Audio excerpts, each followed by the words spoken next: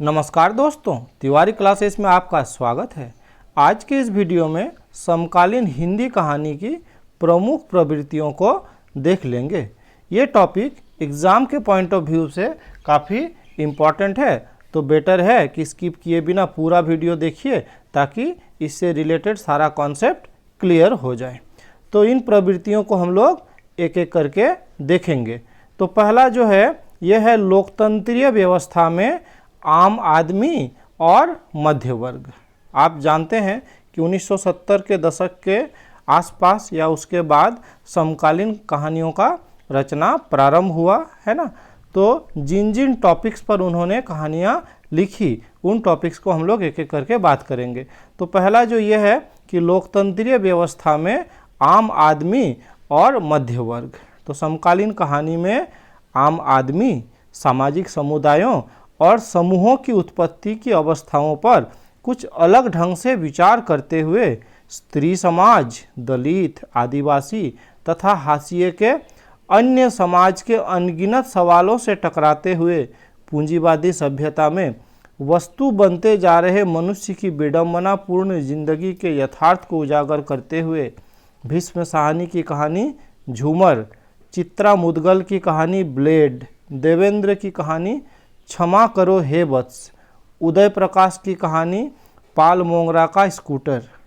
स्वयं प्रकाश की कहानी बलि, ममता कालिया की कहानी बोलने वाली औरत, विष्णु नागर की कहानी पेंट। तो ये कहानियाँ हैं जो समकालीन कहानियों की रचना है, जिसके माध्यम से लोकतंत्रीय व्यवस्था में विद्यमान असमानताओं, विसंगतियों के मध्य अपनी मुक्ति की राह तलाशने का सशक्त प्रयास करते हैं। वैसे ही अगर अगला टॉपिक का बात करें तो कृषक मजदूर समाज, इस विषय को लेकर भी बहुत सारी कहानियाँ लिखी गई। समकालीन हिंदी कहानी में किसानों और मजदूरों के जिंदगी के यथार्थ को रचनाकारों ने गहरे इतिहास बोध के साथ प्रस्तुत किया है, जहाँ पर वे सामंती एवं पूंजीवादी व्यवस्था में शोषित होने के लिए बाध्य है ना। तो इनको टॉपिक बनाया गया है। इस प्रकार के कहानीकारों में विजयकांत, जिनका रचना है बीच का समर, संजय, इनका रचना कामरेड का कोट, मिथिलेश्वर, जिनकी रचना है मेघना का निर्णय, मदन मोहन, इनकी रचना बच्चे बड़े हो रहे हैं, विजेंद्र अनिल, जिसकी रचना है विस्फोट, हरि भटनागर की रचना मुन्ने की उम्र, शिव मूर्ति की रचना टिरिया चरित्र आदि का नाम उल्लेखनीय है। अर्थात इन कहानियों में इन्होंने किसानों और मजदूरों के दशाओं का वर्णन किया है, जिनकी कहानियों का मूल स्वर सामंती और पूंजीवादी व्यवस्था के दमन और शोषण से मुक्ति पाना है। वैसे ही अगर अगला टॉपिक का बात करें तो अगला जो विषय है, अगले जो प्रवृत्तियां हैं वो है स्त्री समाज।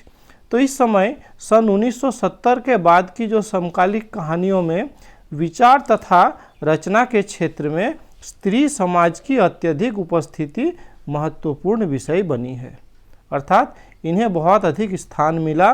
क्योंकि पाश्चात्य जगत तथा स्त्री केंद्रित संगठनों व वामपंथी आंदोलनों के प्रभाव स्वरूप स्त्री की दुनिया बदली और उसकी घर की चार दीवारी से बाहर निकलकर श्रम के बाजार में भागीदारी बढ़ने लगी। स्त्री अब अपनी अस्मिता को तलाशती हुई पितृसत्तात्मक समाज के बंधनों का विरोध करती हुई अपनी एक नई पहचान बनाने की दिशा में उन्मुख होने लगी, जिसने स्त्री लेखन को एक नई दिशा प्रदान की, है ना। अर्थात पहले का जो पारंपरिक तरीका था उसमें अब बदलाव आने लगा, समाज में अब बदलाव आने लगा। स्त्रियां अब घर से बाहर निकली, नई पहचान बनाने लगी। तो इन टॉपिक्स को लेकर भी कहानियाँ रची गई। स्त्री तथा उनकी मनोवृत्ति या विचारधारा को भी केंद्र में रखकर कहानी की रचना करने वाले जो समकालीन रचनाकार है उसमें से कृष्णा सोभती, मृणाल पांडे, है ना, सिमली हर्षितर, जिनकी कहानी है ठहरी हुई बूंदें, वैसे ही कमल कुमार, नहीं बाबूजी नहीं। वैसे ही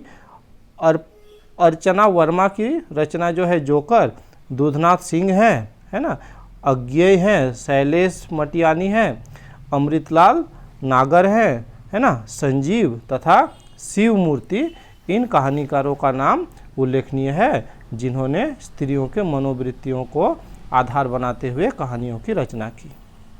वैसे ही अगर अगले प्रवृत्ति की बात करें तो वो है दलित समाज, है ना। ये जो समकालीन हिंदी कहानी का जो समय है, इसमें विस्तृत और व्यापक क्षेत्र में स्त्री समाज के समकक्ष ही दलित समाज की बड़े स्तर पर उपस्थिति भी एक महत्वपूर्ण प्रवृत्ति के रूप में सामने आती है। दलित कहानी में मौजूद दलित समाज के अत्यंत जीवंत अनुभवों को तत्कालीन वर्ण एवं जाति केंद्रित सामाजिक व्यवस्था में विद्यमान शोषण और दमन के खिलाफ दलित कहानीकारों ने इसे अपना महत्वपूर्ण अस्त्र बनाया, है ना। अर्थात जो दलित की समस्याएं हैं, है ना, इसको आधार बनाते हुए साथ ही इसके मुक्ति का प्रयास भी करते हुए इन कहानियों में दिखाया गया है ना। तो दलित लेखक जो है उसमें सर्व प्रमुख जो है वो तो ओम प्रकाश वाल्मीकि का नाम आता ही है। तो ओम प्रकाश वाल्मीकि के अलावे भी दलित कहानी को समकालीन हिंदी कहानी के प्रमुख केंद्र में लाने में मोहनदास नैमिषारय की जो रचना है आवाज़ें तथा अपना गांव, उसी प्रकार जयप्रकाश करदम की रचना 9 बार, सुशीला टाकभोरे की रचना सिलिया, शत्रुघ्न कुमार की हिस्से की रोटी आदि कहानियाँ प्रमुख हैं। वैसे ही अगर अगले प्रवृत्ति का बात करें तो आदिवासी एवं हाशिए के अन्य समाज। समकालीन हिंदी कहानी की एक मुख्य प्रवृत्ति आदिवासी समाज सहित उन हाशिए की लोगों की कहानी में उपस्थिति है जिन्होंने 1970 के पश्चात भारतीय समाज की मुख्य धारा को गहराई से प्रभावित किया है। आदिवासी समाज के शोषण और दमन का शिकार होकर हाशिए का जीवन व्यतीत करने वाले लोगों को अपनी कहानी का केंद्र बनाकर रचना करने वाले रचनाकारों में महाश्वेता देवी, मेहरुन्निसा परवेज, है ना, राकेश वत्स, है ना, पूरन हार्डी, कैलाश वनवासी, ललित शाह आदि प्रमुख हैं, है ना। इसी प्रकार समकालीन हिंदी कहानी की व्यापक सीमा में आए हुए बेसहारा लोग भी जो हाशिए के लोगों के महत्वपूर्ण चरित्र के समान हैं, जिन्हें समाज, है ना, समाज के हाशिए के लोग, अर्थात ये किन लोगों का बात हो रहा है तो सामान्यतः जो पागल हैं, विक्षिप्त हैं, भिखारी हैं, है ना, तो जिन्हें समाज पागल अथवा भिखारी के रूप में जानता है तथा इस समाज के जीवन पर केंद्रित जो रचनाएं हैं तो उसमें से जैसे जगदम्बा प्रसाद दीक्षित की कहानी है क्या, पुल के नीचे, वैसे ही जवाहर सिंह की रचना कंगाली, चित्रा मुदगल की रचना चेहरे आदि कहानियों में जहां भिखारियों की मार्मिक जिंदगी का यथार्थवादी बयान है, तो शैलेश मटियानी का इब्बू मलंग, माधव नागदा की जहां काटा तथा क्षितिज शर्मा की सीमांत कहानी में पागलपन की स्थिति में जीवन व्यतीत कर रहे लोगों का अत्यंत यथार्थ चित्रण किया गया है। वैसे ही अगर अगली प्रवृत्ति का बात करें अप्रवासी समाज, तो समकालीन हिंदी कहानी में सामान्यतः 2 तरह के अप्रवासी समाज दिखाई देते हैं, है ना। तो 2 प्रकार के अप्रवासी समाज कौन कौन से हैं, जिनमें से एक वो अप्रवासी समाज है जिनके पूर्वज को प्राय मजदूर के रूप में कई शताब्दियों पूर्व तत्कालीन उपनिवेशवादियों द्वारा खेतों में काम करने के लिए किसी तरह जबरदस्ती या लालच देकर भारत देश के बाहर जैसे मॉरिशस, सूरीनाम, ट्रिनिदाद या गुयाना जैसे देशों में ले जाया गया और वहाँ पर उसने दासों जैसा कार्य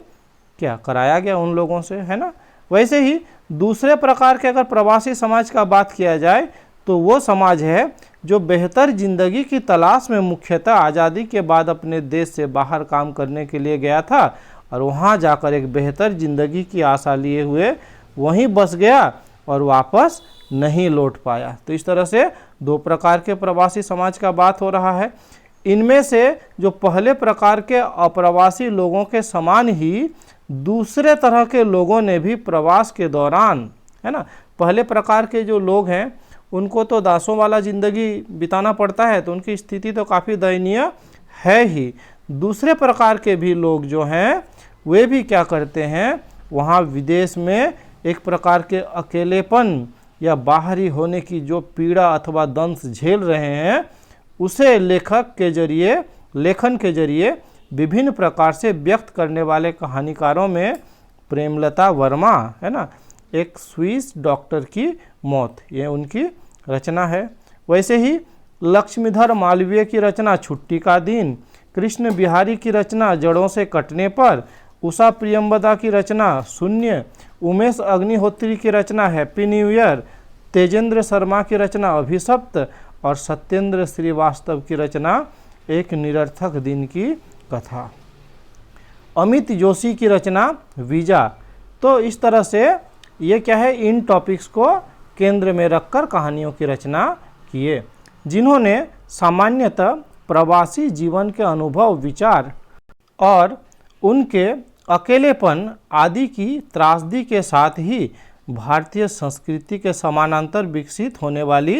एक नई संस्कृति से अपने टकराव तथा नई पीढ़ी की चुनौतियों, बुढ़ापे और वापस अपने देश न लौट पाने की पीड़ा का अत्यंत मार्मिक चित्रण किया है ना। अगला जो टॉपिक है वो है अल्पसंख्यक समाज। तो क्या है, समाज में अल्पसंख्यकों की स्थिति भी क्या है, बहुत अच्छी नहीं थी उस समय। तो अल्पसंख्यक समाज में व्याप्त भय अपनी संस्कृति तथा विरासत के बचाए रखने की आशा से राजनीतिक हथकंडों का शिकार बनकर सांप्रदायिकता को बढ़ावा देने की प्रवृत्ति को उजागर करने वाले कहानीकारों में उदय प्रकाश की कहानी